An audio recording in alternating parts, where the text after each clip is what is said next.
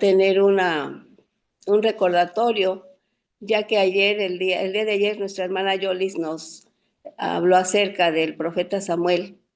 Sin embargo, nos vamos a ir mucho antes de este suceso de que apareciera este personaje, porque nos vamos a ir precisamente a los momentos en el que se da esta circunstancia, momentos en los que urgía un reavivamiento, en donde urgía que el nombre de Jehová volviera a restablecerse como en algún tiempo lo había hecho el pueblo de Israel. Eh, Todo esto que Ana no, ni siquiera se le venía a la cabeza que ella iba a ser una persona tan importante en la historia del pueblo de Israel y por ende también en la nuestra hasta la fecha. Y comenzamos con este personaje que muchos de nosotros ya sabemos, es uno de las personas, de las mujeres que el Señor eligió para una labor tan importante, para llegar a ser madre de un personaje que hasta la fecha lo recordamos con gratitud y con gozo en nuestros tiempos anteriores, ¿verdad? Que nos llevan hasta el día de hoy. Si bien vemos cómo él llega a ser cumplir con esta misión, porque eso fue lo que él cumplió, una misión, nosotros nos damos cuenta de la importancia que es para nuestra vida la oración. Y cuando hablamos de Ana, regularmente viene a nuestra mente lo que viene ya descrito aquí en el libro de Primera de Samuel. Y muchas veces lo comparamos con personas, mujeres piadosas, que durante el curso de las Sagradas Escrituras de la historia fueron personas también mujeres de oración. Sin embargo, aquí, hermanos, quisiera traer a mente algo muy importante. Ana no solamente era una persona que anhelaba mucho tener un hijo solamente por tenerlo, sino porque en aquel tiempo sabemos que el no tener hijos significaba que prácticamente estaban dejadas de la mano de Dios, que si esa bendición no se presentaba en la vida de las mujeres, era porque algo tenían en su vida que el Señor no les bendecía con hijos. Y vemos que en aquel tiempo sí se permitía hasta cierto punto la bigamia, pero después de que la esposa no pudiera tener hijos. O sea, cuando me refiero a esto es porque Ana fue la primera esposa de Elcana. No sabemos exactamente cuántos años pasaron, pero sí sabemos que fue un tiempo largo en el que ella estuvo casada con Elcana y no podía tener hijos. Entonces es cuando aparece Penina, y vamos a leerlo un poco aquí en las Sagradas Escrituras, para saber, para ir ligando cómo fue pasando la situación de Ana. Aquí nos dice en el libro de Primera de Samuel, en el capítulo 1, lo siguiente. Vamos a ir desde donde sabemos que Elcana sí tenía preferencia por ella porque la amaba, porque pues si fue su primera esposa y fue a la persona que él eligió era porque realmente la amaba. Y nos dice en el capítulo 1, versículo 4, decía, cuando llegaba el día en que Elcana ofrecía sacrificio, daba a Penina, su mujer, la parte que le correspondía, así como a cada uno de sus hijos e hijas. Pero a Ana le daba una parte escogida porque la amaba, aunque Jehová no le había concedido tener hijos. Y su rival la irritaba, enojándola y entristeciéndola, porque Jehová no le había concedido tener hijos.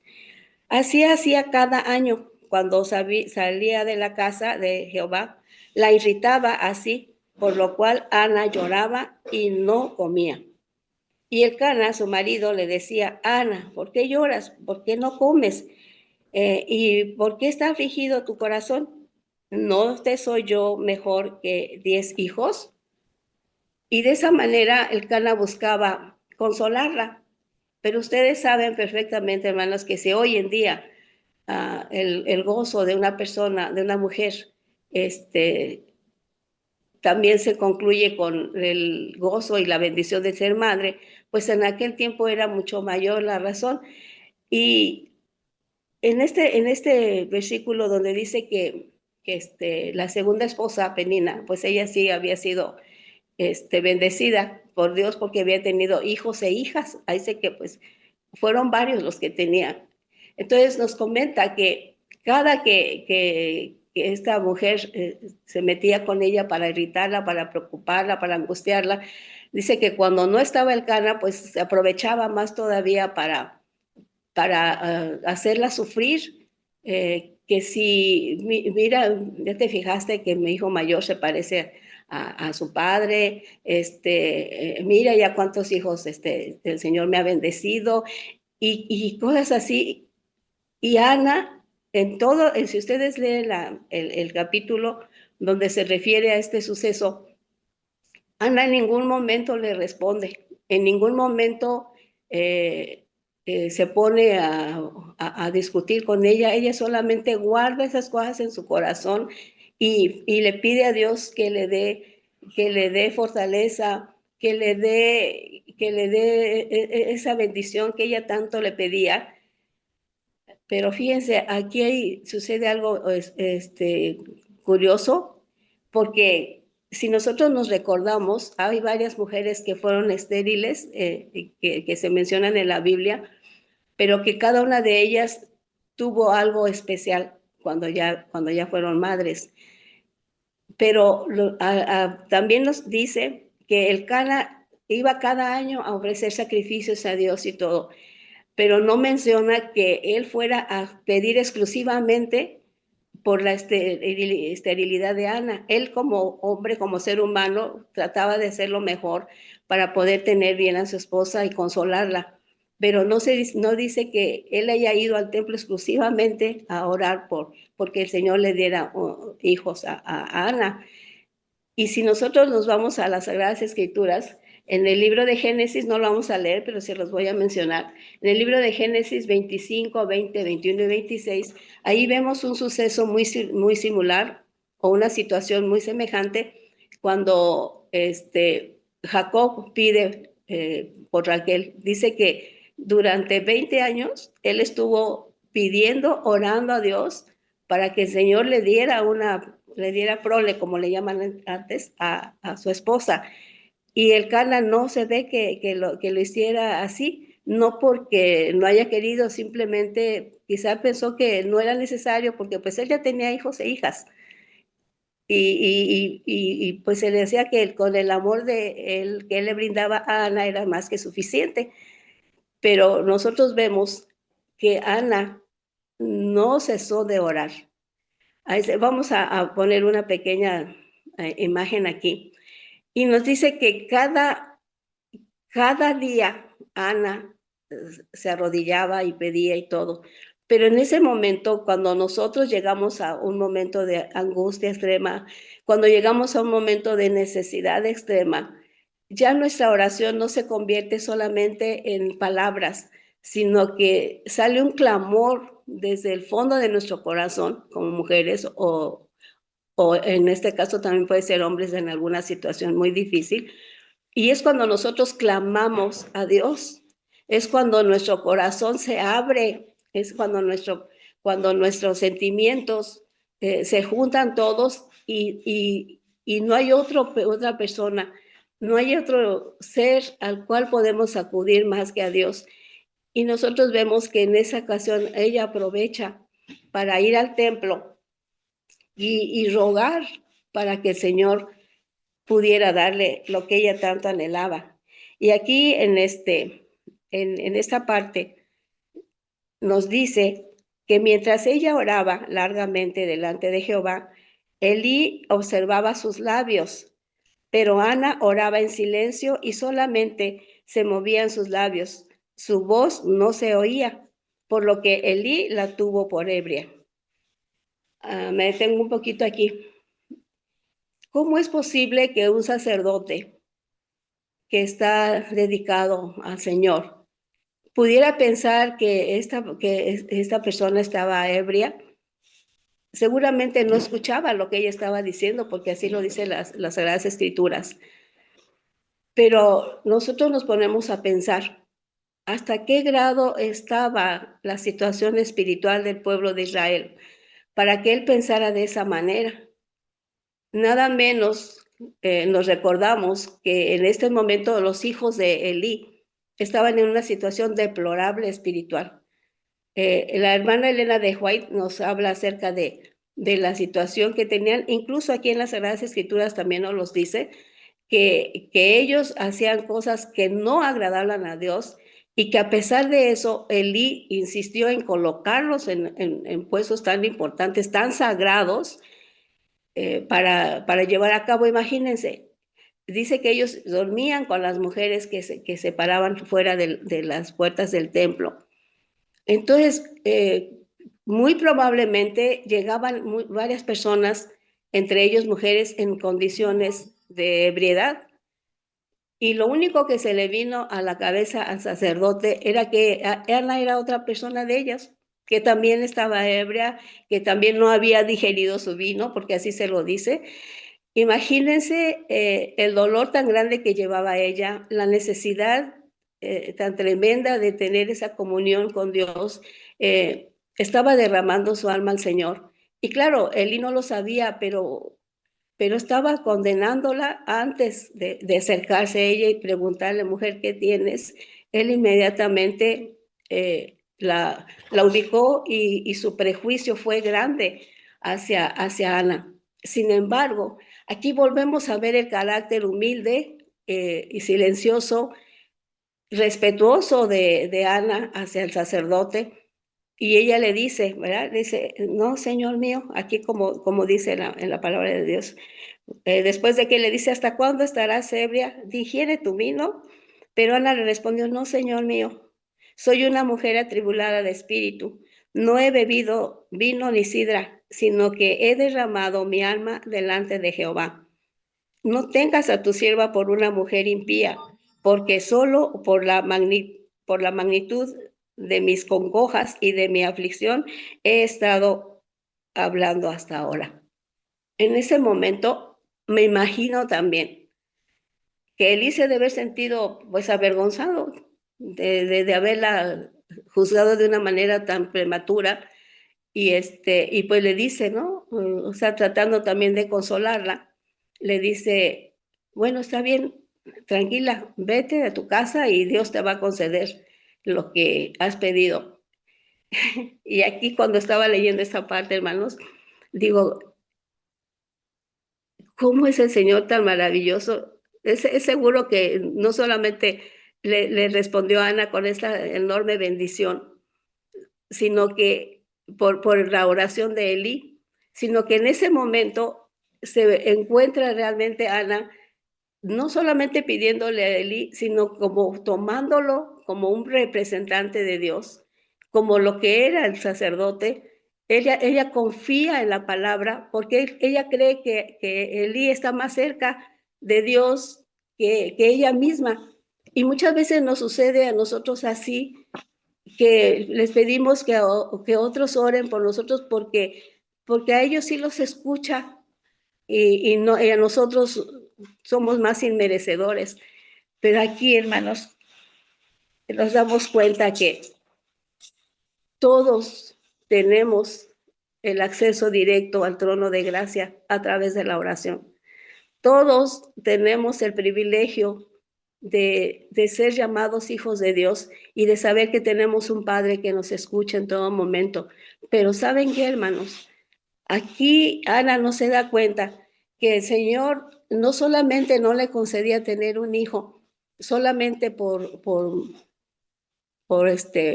porque ella sufriera, ni mucho menos.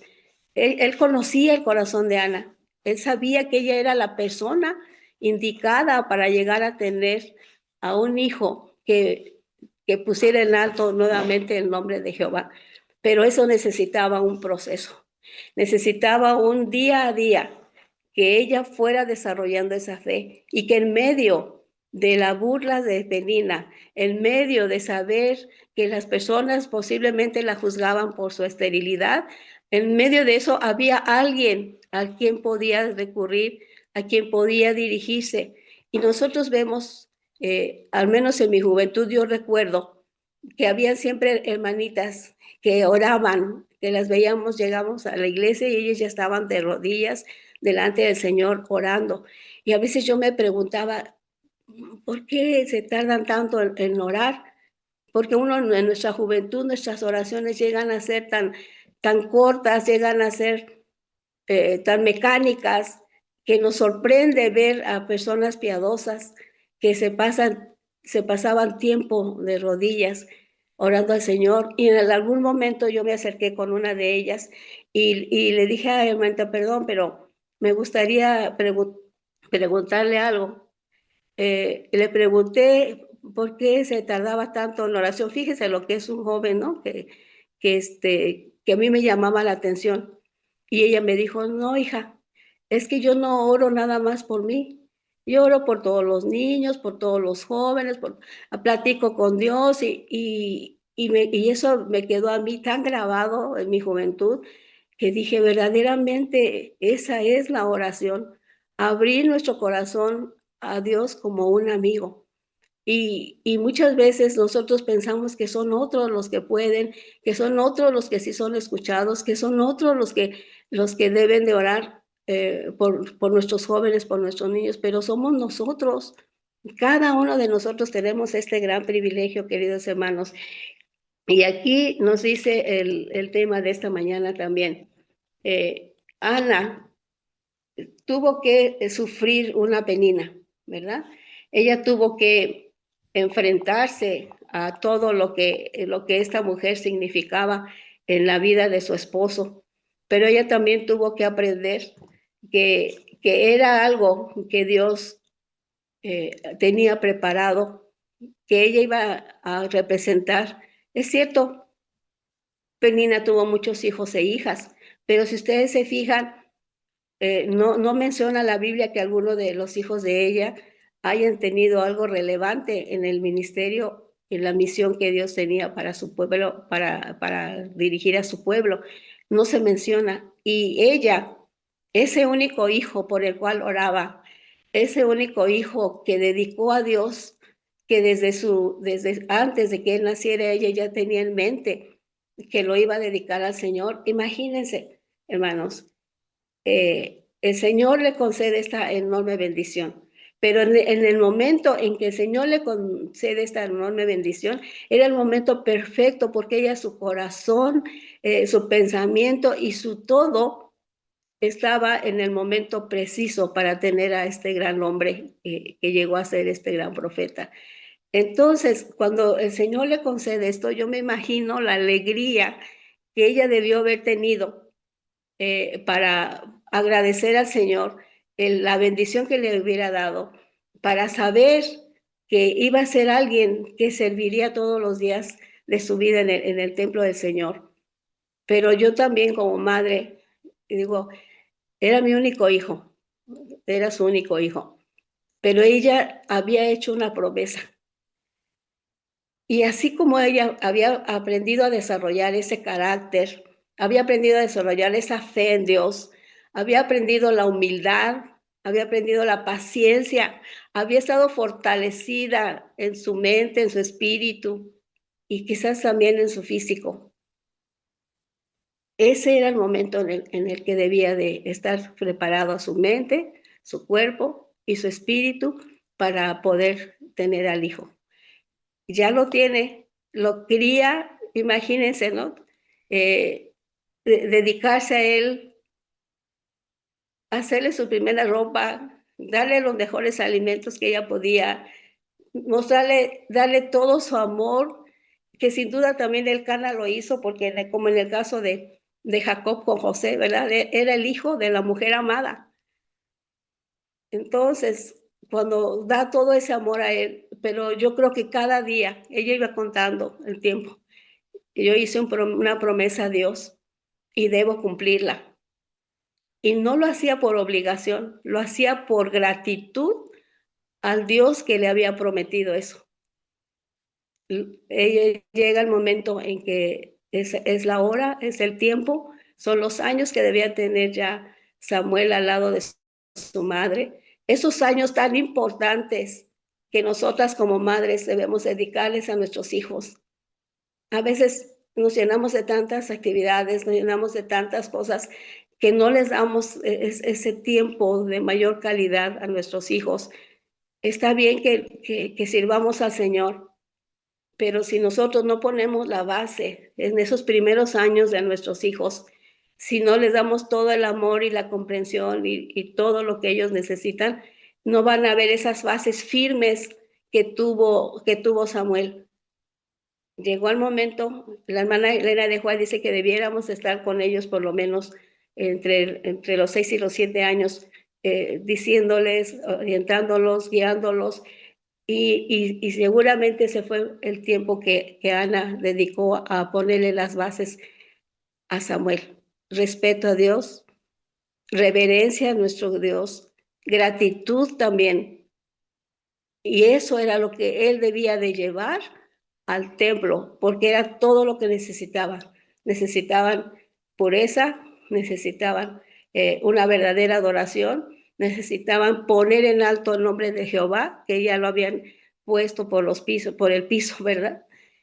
Y entonces Ana dice, estoy preparada para ello. En ese momento Ana no sabía que el Señor ya tenía preparado algo más todavía para ella.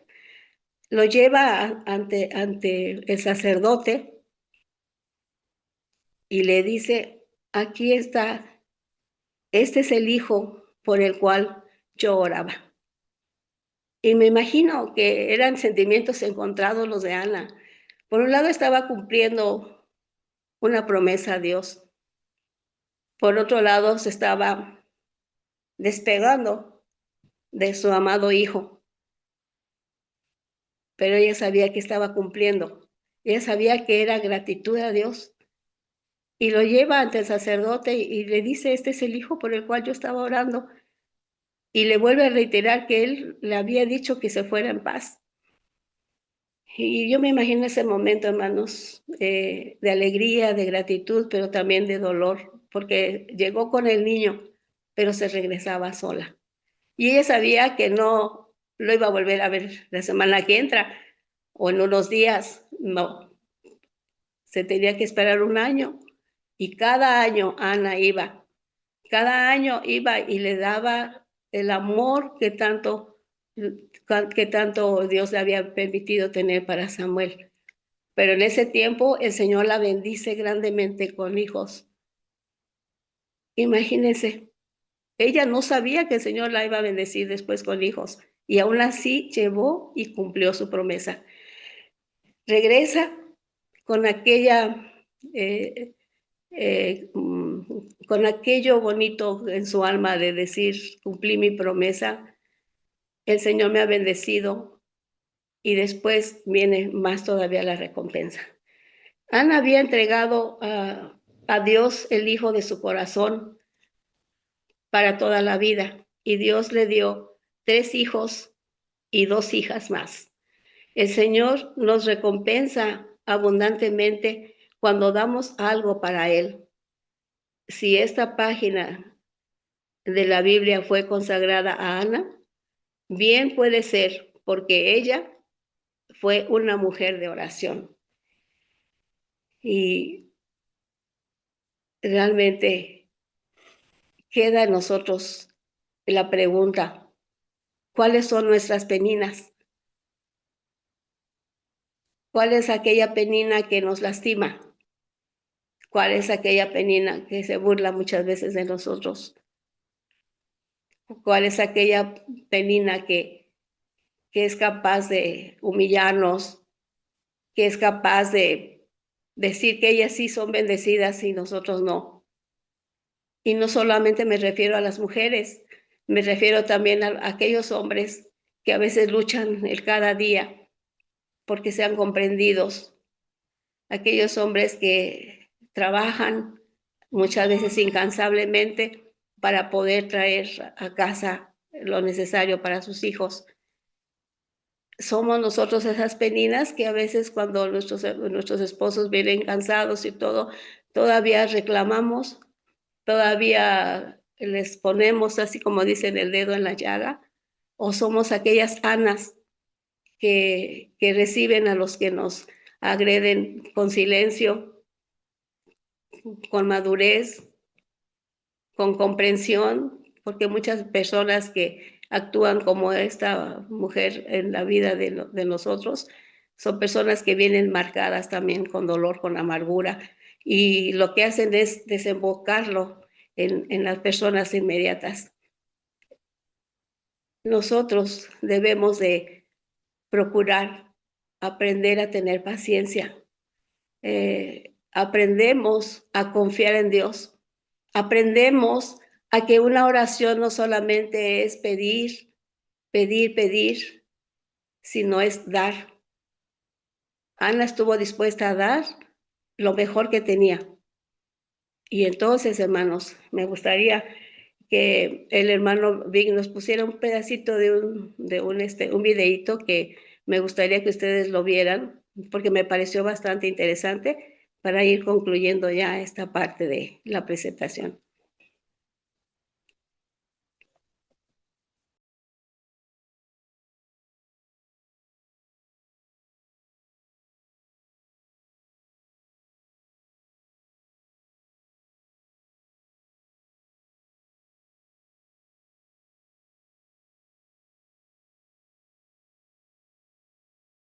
Vamos al video.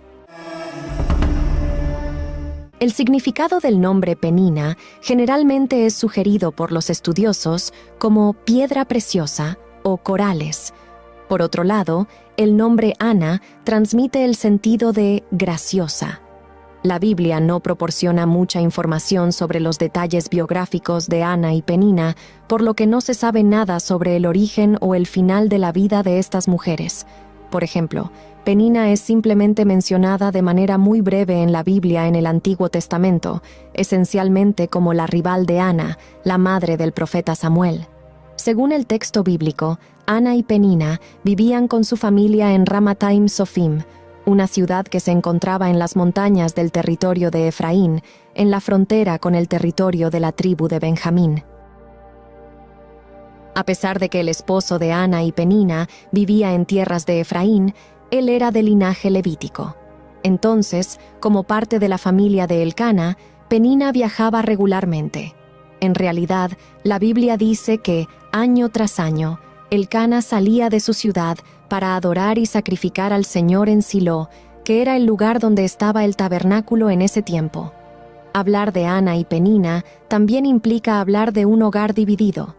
La Biblia dice que Ana y Penina eran esposas del mismo marido, y en varias partes del texto bíblico se muestra cómo este tipo de relación causó problemas entre el pueblo de Dios.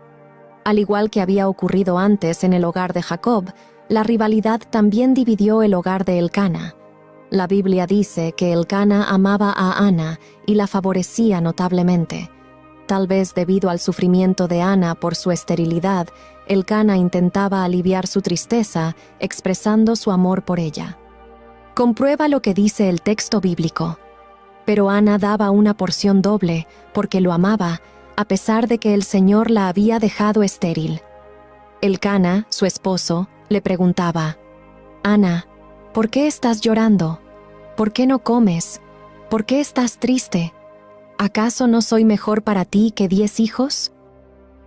De hecho, el texto bíblico deja claro que Elcana era muy bueno con Ana. En este punto, algunos comentaristas sugieren que, debido a que Ana era la esposa amada, probablemente era la primera esposa de Elcana. Si esto es correcto, entonces quizás se casó con Penina para poder tener hijos después de darse cuenta de que Ana era estéril.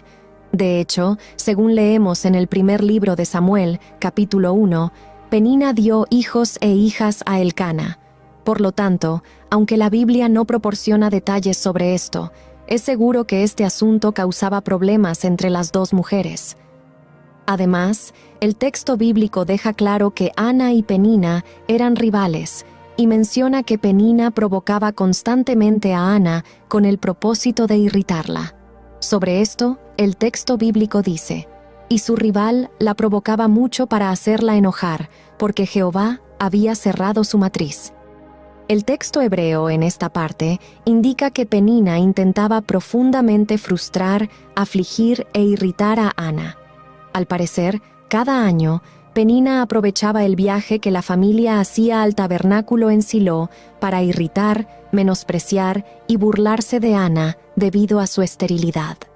En este punto, muchas personas pueden cuestionar por qué Dios permitió que Penina, con su comportamiento reprochable, pudiera ser madre, mientras que Ana, una mujer piadosa, tuvo que enfrentar la infertilidad. En realidad, el escritor bíblico destaca que la esterilidad de Ana no fue algo aleatorio, sino que Dios mismo había cerrado su matriz. En otras palabras, la condición de Ana estaba bajo el control soberano de Dios. Y sin lugar a dudas, hay un claro contraste en la Biblia entre el carácter molesto de Penina y el carácter piadoso de Ana. Mientras que Penina es retratada en el texto bíblico como alguien que provocaba ira y aflicción en una persona que sufría, Ana es retratada como alguien que soportaba con paciencia el dolor de su esterilidad y la crueldad de las actitudes de Penina. En este sentido, es interesante notar que la Biblia no registra a Ana confrontando a Penina y causando problemas dentro de su familia.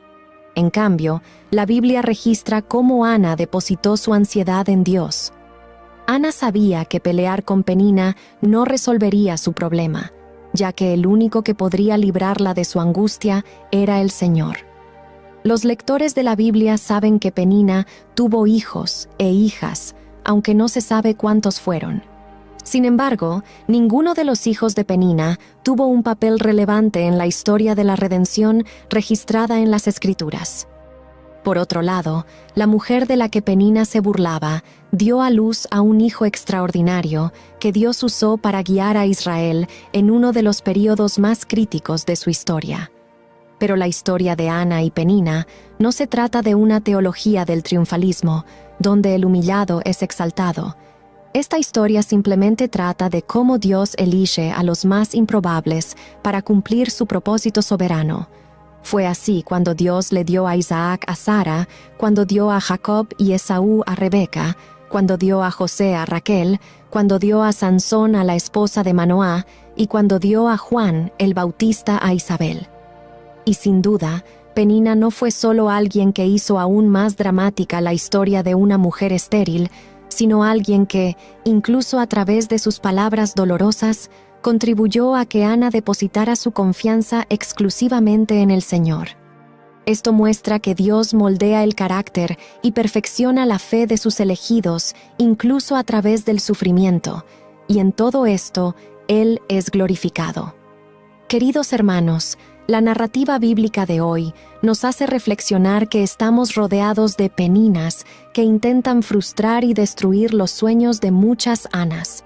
No importa el tamaño de tu sueño, ni si parece imposible, Dios es poderoso para hacerlo realidad y darte mucho más de lo que has pedido. Cree que tu hora llegará, persevera, ora como lo hizo Ana. No dejes de ir a la iglesia, no dejes de trabajar para el Señor. Adórale sin importar la situación o las circunstancias. Alaba, exalta y glorifica al Dios Todopoderoso. No te alejes de su presencia. En el momento adecuado, Él te entregará en tus brazos tu tan ansiado Samuel. Y así llegamos.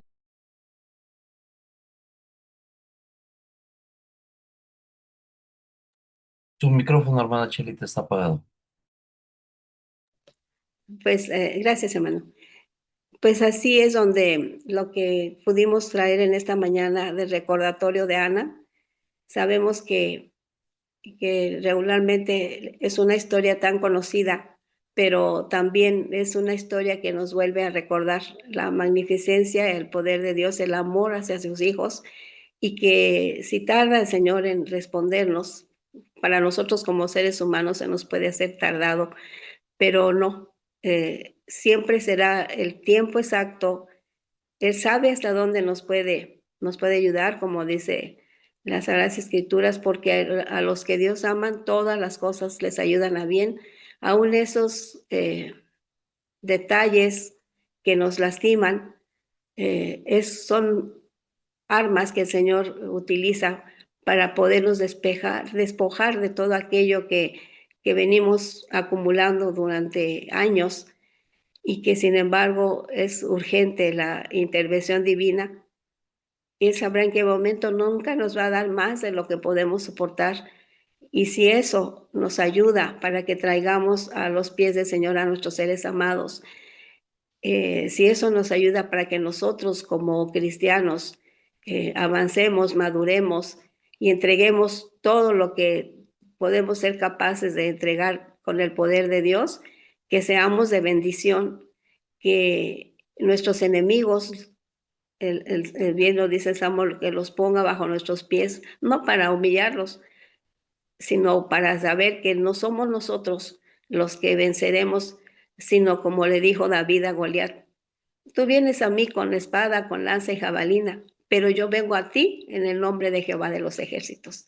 Que ese sea nuestro triunfo, queridos hermanos, que podamos tener Samueles, que en cualquier etapa de la vida de nuestros hijos sepamos que tenemos algo que hacer. No importa que estos son pequeños, que estén en la adolescencia, que estén en la juventud, que ya estén en su edad madura o adultez, siempre, siempre, siempre tendrán la necesidad de que nosotras como madres oremos, que nosotros como madres les mostremos amor, paciencia, que podamos ser instrumentos en las manos de Dios, como lo fue Ana en la vida de Samuel, para entregar al Señor las cuentas que Él nos va a pedir, porque dice que por lo único que nos va a pedir cuentas en aquel día va a ser: ¿dónde están tus hijos? Y que en ese día nosotros podamos decir, ¿verdad?, con regocijo: he aquí yo y los hijos que me diste. No va a ser fácil, porque nuestra lucha no es contra carne y sangre, sino contra principados y potestades de las tinieblas, pero sobre ellos está el poder de Dios, está el poder de los santos ángeles que ponen una valla para que nosotros no seamos tocados por el enemigo. Y si llega a permitirnos la prueba, Él también nos dará la salida. Que seamos hombres y mujeres de oración, porque es la única arma con la que podremos vencer al enemigo. Oración, estudio de la palabra y confiando en sus promesas divinas. Que el Señor les bendiga y que vamos a escuchar un himno que nos habla acerca de el gozo que tuvo Ana al recibir esta gran bendición. Vamos a inclinar nuestro rostro.